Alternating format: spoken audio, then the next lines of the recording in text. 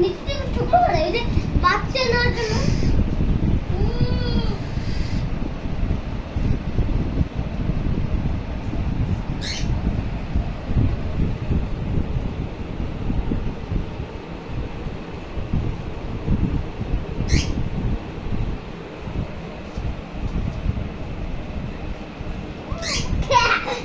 বকা আমি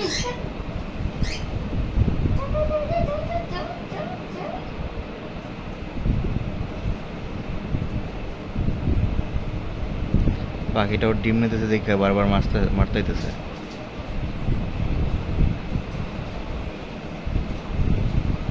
ভিজে দিলে কি করে ডিম ভিজে দিলে? দরজা খোলা পাইলে তোমার মারতো এখন, বুঝছো মামা? হ্যাঁ দরজা খোলা পাইলে তোমার মারতো এখন পাখিটা। খুলো না কিন্তু দরজা, পাখি উড়ে যাবো।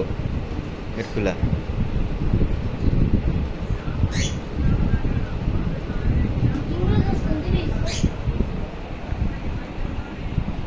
কি এটা ওদের ঘর। ওদের ঘর? ওদের হ্যাঁ ওদের ঘর। পুরান্দা ভালো দিয়েছে। কাজ করবো কি জানো, এবার থেকে ইট দিয়ে দেবা। হ্যাঁ লোকে হাইকিটা উড়তে পারবে, বুঝছো? আটকে দাও, গোটা আটকে দাও। কি লাগে? হ্যাঁ যে মনে করছে তুমি ওর ডিম নিতেছো এই কারণে চিল্লাইতেছে, বুঝছো? ওর ডিমের যে মায়া, অনেক মায়া। কেন?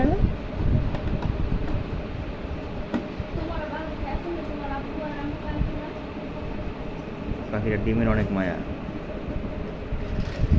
প্রচন্ড গরম পড়ছে, তার মধ্যে আবার ডিমগুলো পারছে, কিন্তু কি ডিম একটাও জমে না। প্রত্যেকটা ডিম একেবারে আগের মতো রয়েছে, আর একটা ডিম নষ্ট হয়ে গেছে। আমাদের মানে এই যে আমি সরাই দিলাম। কবুতরগুলো অনেক ভালো, বুঝছো? কবুতরগুলো অনেক ভালো। তোমরা বুকি কিনবো মামা? কবুতর কোকেটেল কিনবো?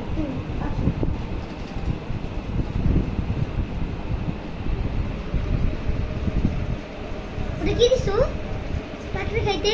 বাকিগুলো রেস্ট দিমু, যাতে আবার ভালোভাবে ডিম বাচ্চা করতে পারে। তো পরবর্তীতে আবার ডিম বাচ্চা করলে সবাইকে জানানো হবে, ভিডিও আপডেট দেওয়া হবে ইনশাল্লাহ। আমাদের পাখিগুলো খায় না, খায় না তো।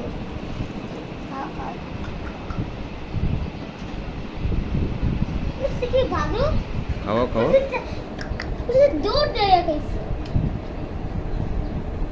এগুলো ওদের বেশি বেশি খাইতে হবে। দেখছো কেমন করে যাচ্ছে না জানো?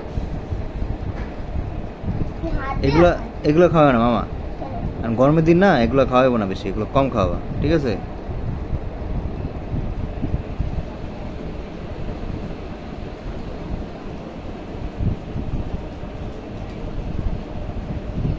বাসে খাবার মনে করছো, দেখছো ওর দিয়ে জিভ অনেক ছোট।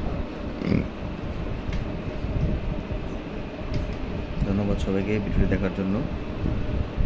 আর ভিডিওটা দেখলে পছন্দ হলে লাইক করবেন, কমেন্ট করবেন। হ্যাঁ যে চুরি ব্লগ গুলো সেটা ছিলে। হ্যাঁ দয়া করে সাবস্ক্রাইব করে দিন। ধন্যবাদ সবাইকে, আল্লাহ হাফেজ।